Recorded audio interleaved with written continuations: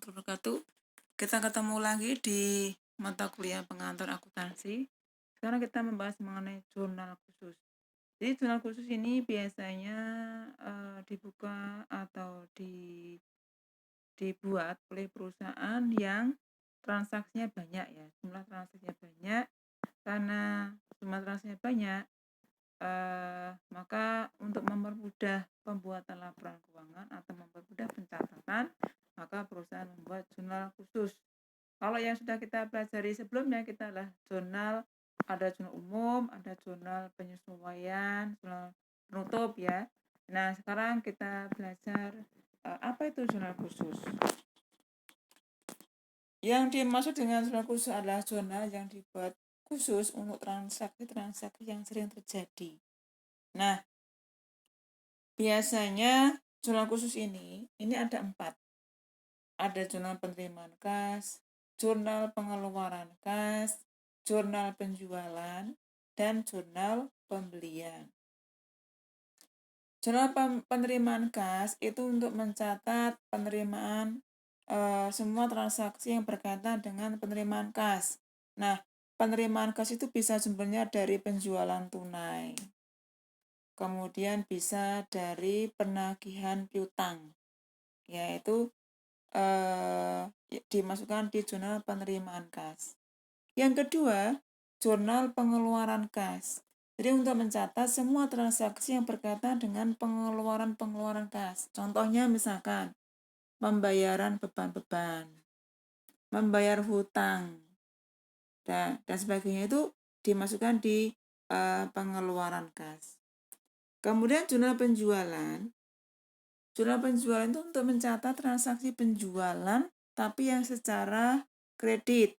Kalau tadi di nomor 1 tadi itu ada jurnal penerimaan kas. Itu adalah di dalam termasuk penjualan secara tunai, maka dimasukkan di jurnal penerimaan kas. Tapi kalau jurnal penjualan secara kredit masuk di jurnal penjualan. Kemudian jurnal khusus yang keempat, yang terakhir adalah jurnal pembelian. Jadi itu untuk mencatat semua transaksi pembelian, tapi yang secara kredit. Kalau pembelian secara tunai dimasukkan di jurnal pengeluaran kas. Tapi yang secara kredit maka dimasukkan di jurnal pembelian. Nah, apabila perusahaan mengeluarkan jurnal khusus, membuat jurnal khusus, maka apabila ada transaksi-transaksi yang tidak bisa dimasukkan ke jurnal khusus tadi, maka perusahaan membuat satu jurnal namanya jurnal memorial. Jadi jurnal memorial itu dibuka apabila perusahaan dalam ini membuka jurnal khusus. Bentuk jurnal memorial sama persis seperti jurnal umum. Tapi nanti judulnya adalah jurnal memorial. Itu jurnal memorial itu tujuannya untuk mencatat transaksi-transaksi yang tidak bisa dimasukkan ke jurnal khusus. Ya, saya ulangi lagi. Jadi jurnal memorial digunakan untuk mencatat transaksi-transaksi yang tidak bisa dimasukkan ke jurnal khusus. Nah, itu bentuknya sama, tabel-tabelnya sama seperti jurnal umum. Nah, kebanyakan orang salah kaprah. Jadi, karena jurnalnya persis dengan jurnal umum, jadi dia mengatakan itu adalah jurnal umum. Memorial itu adalah jurnal umum, tapi padahal itu tidak ya. Jadi itu berbeda antara jurnal umum dengan jurnal memorial. Nah, ini contoh transaksi yang terjadi di PD Tommy ya selama bulan Januari. Nah, ini transaksi ini kita lihat apabila transaksinya misalkan kita lihat pertama pembelian barang dagangan. Nah, di situ ada syarat, ada faktur dengan syarat 3/15 N/30. Jadi kalau pembelian dengan syarat pembayaran, maka itu adalah secara kredit. Maka untuk jurnal tanggal 2 Januari ini karena pembelian secara kredit, maka kita masukkan di jurnal pembelian. Nah, ini kita lihat di jurnal pembelian transaksi tanggal 1. Nah, tanggal 2 ya. Nah, ini jurnal inilah kolom-kolom jurnal pembelian.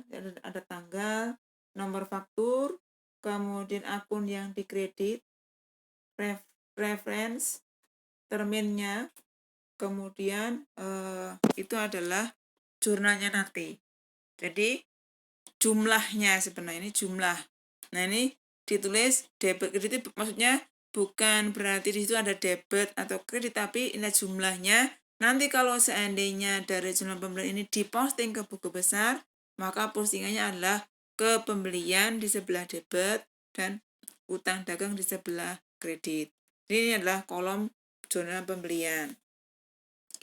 Kemudian kita lihat dulu jurnal pengeluaran kas. Nah, jurnal pengeluaran kas ini kita lihat ada tanggal, kemudian nomor cek, akun yang didebet, ada akun yang didebet, ada akun yang dikredit. Nah, jadi kita lihat yang debet adalah mulai dari utang dagang, pembelian ya. Kemudian serba-serbi. Kalau seandainya transaksi itu biasanya kalau yang masuk ke jurnal pengeluaran kas kan banyak yang banyak adalah tentang pembayaran hutang dagang, pembelian tunai misalkan ya.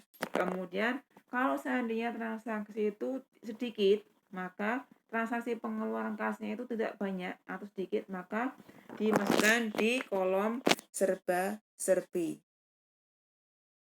Nah, ini kalau transaksinya banyak kita buka dalam kolom tersendiri, tapi kalau transaksinya sedikit maka kita masukkan dalam kolom serba-serbi. Itu isinya adalah akunnya apa atau rekeningnya apa, kemudian ref-nya berapa dan jumlahnya berapa.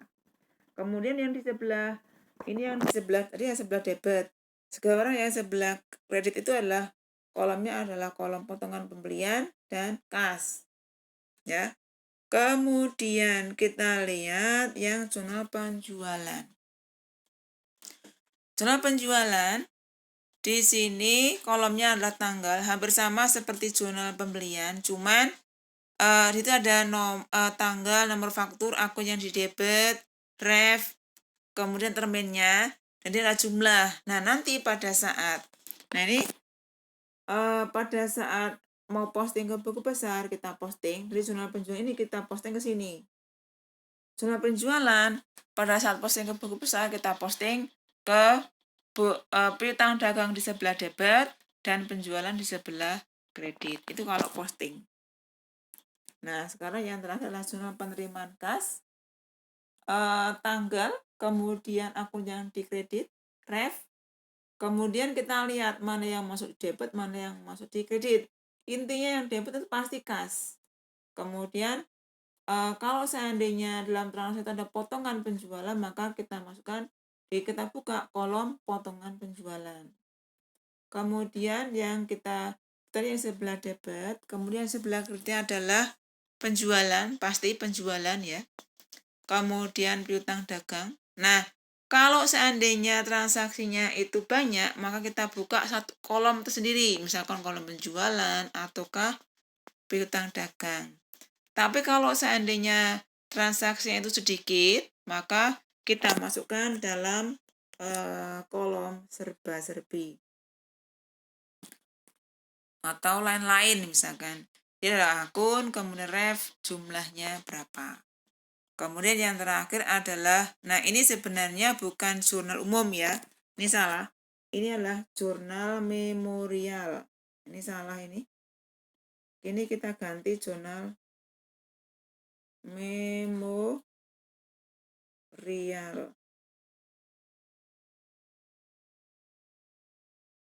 Ini jurnal memorial.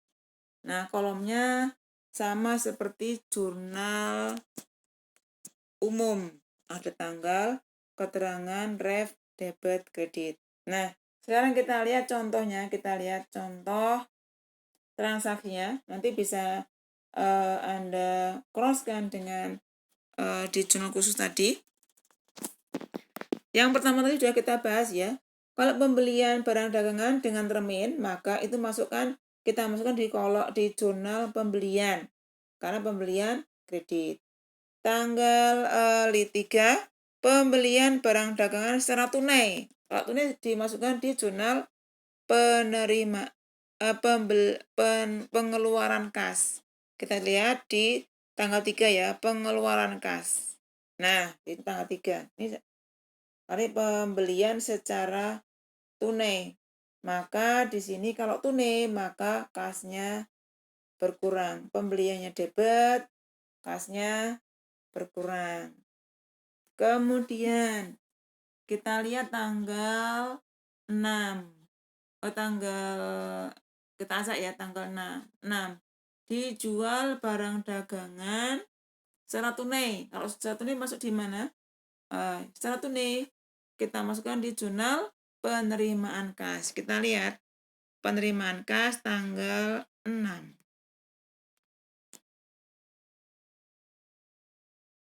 Penerimaan kas tanggal 6. Nah, di sini penjualan secara tunai.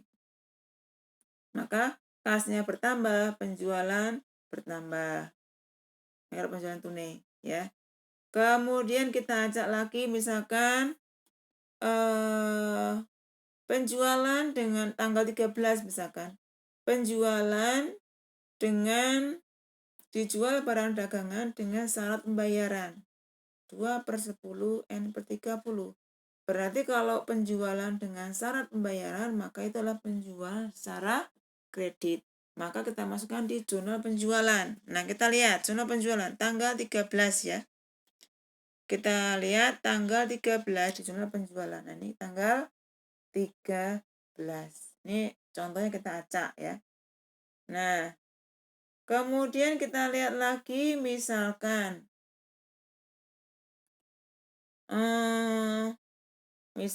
di sini ada tanggal 16 ya. Tanggal 16 dijual barang dagangan dengan syarat IOM. Nah, pasti kalian masih ingat apa itu IOM? IOM itu adalah end of month. Itu termasuk dengan syarat pembayaran ya, syarat pembayaran. Jadi berakhir pada akhir bulan.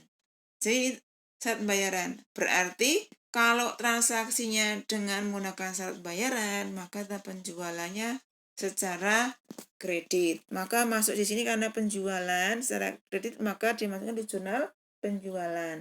Ini kita lihat di transaksi tanggal 16 penjualan ya. Nah, di sini tanggal 16.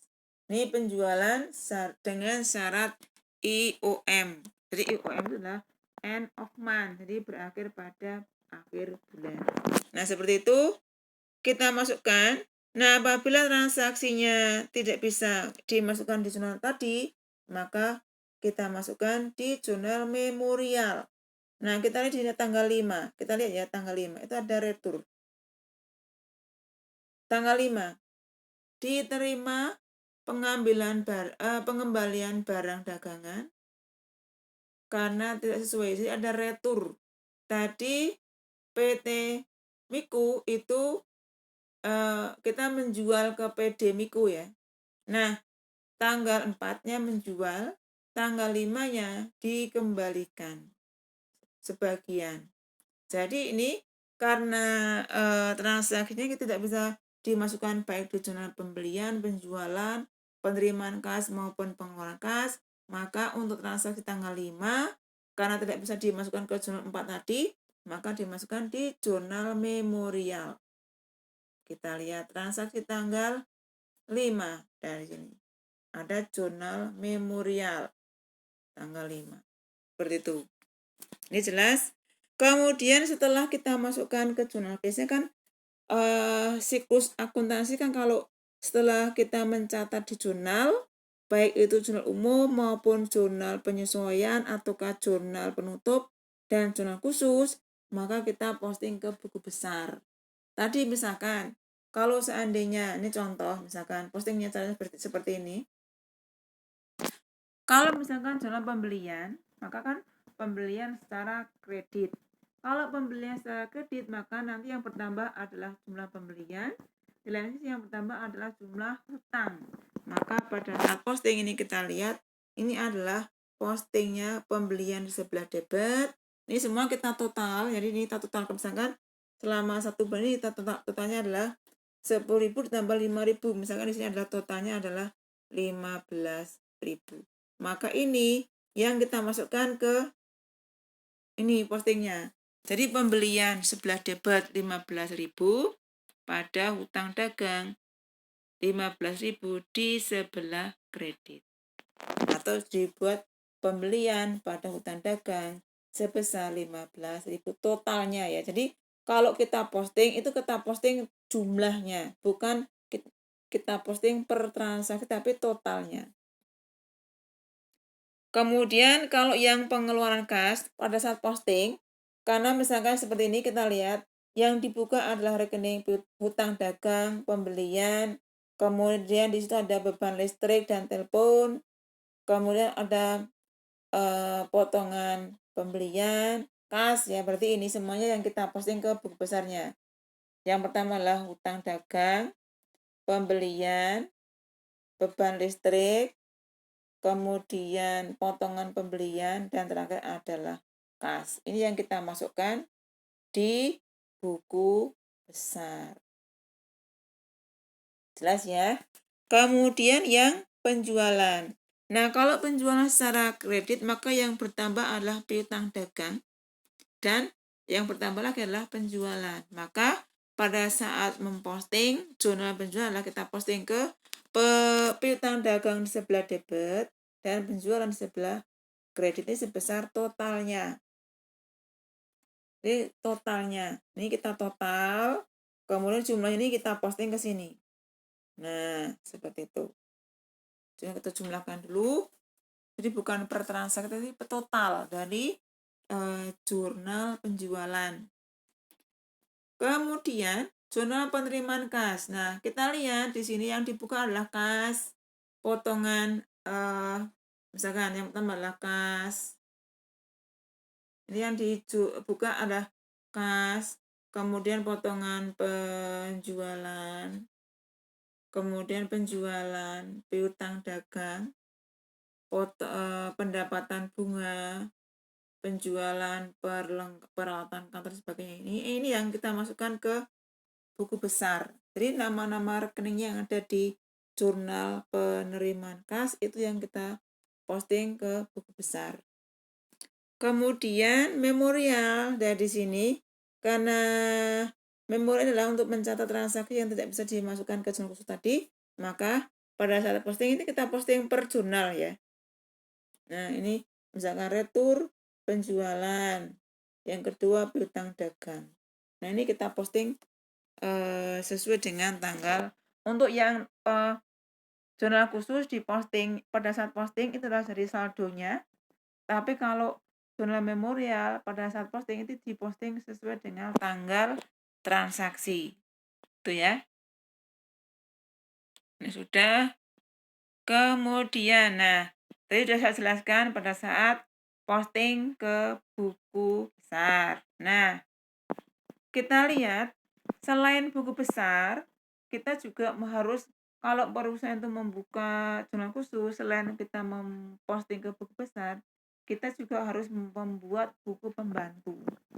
Buku pembantu itu tujuannya adalah, kalau buku besar itu memuat data-data akuntansi secara garis besar. Sedangkan rinciannya itu ada di buku pembantu. Ini rinciannya ya, di buku pembantu. Jadi buku pembantu itu adalah memuat rincian dari buku besar. Biasanya yang kita buka adalah buku besar pembantu piutang dan buku besar pembantu hutang dagang. Biasanya seperti ini. Nah, ini asal dari mana? Misalkan contoh tadi ada jurnal pembelian.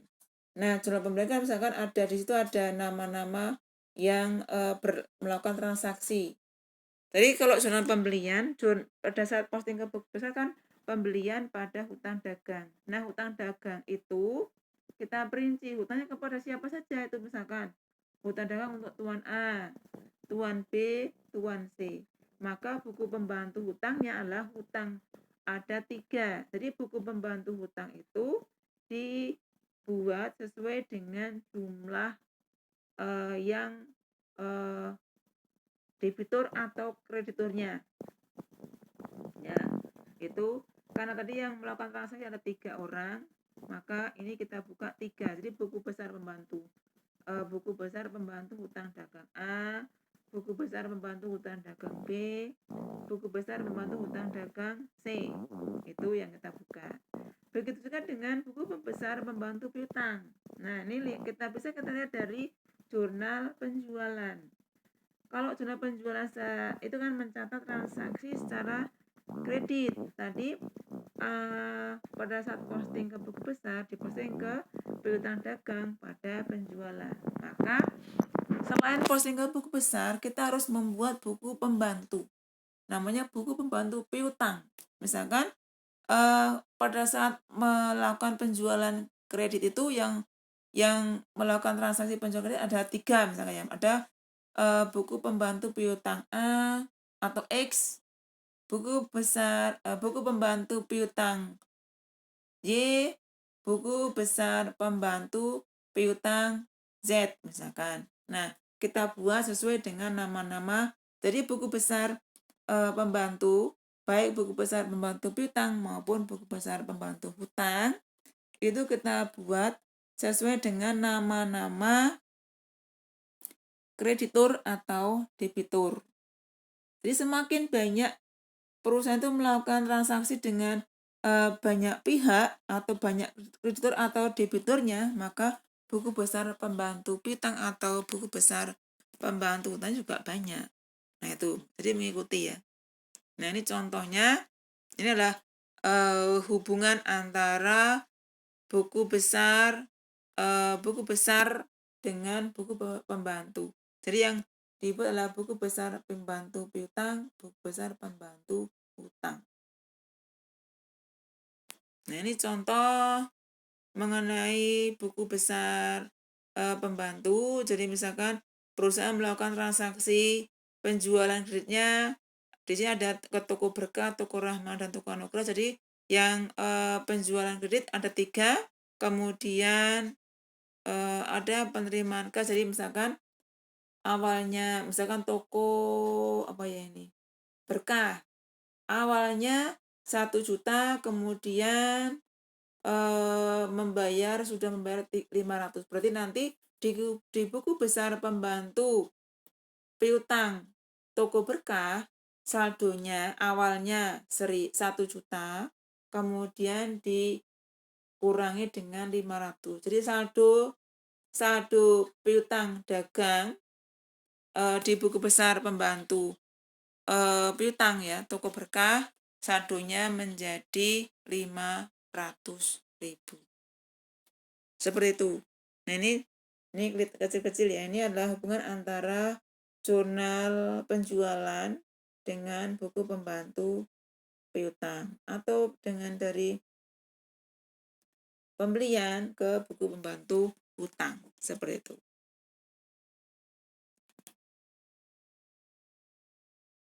Nah ini adalah buku besar pembantunya ya. Buku besar pembantu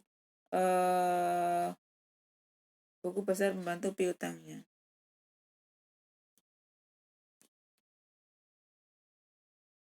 Demikian penjelasan saya mengenai jurnal khusus. Semoga bermanfaat. Tetap jaga kesehatan. Assalamualaikum warahmatullahi wabarakatuh.